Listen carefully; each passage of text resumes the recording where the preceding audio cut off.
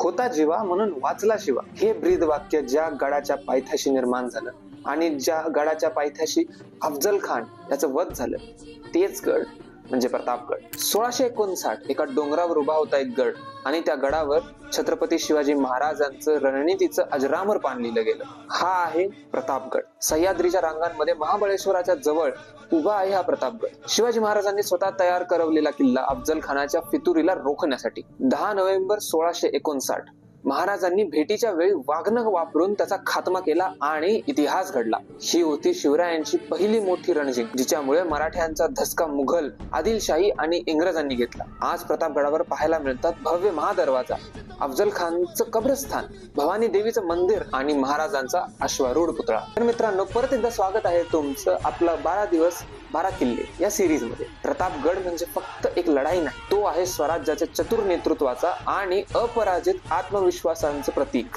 आणि अशाच गडांच्या माहितीसाठी फॉलो करा।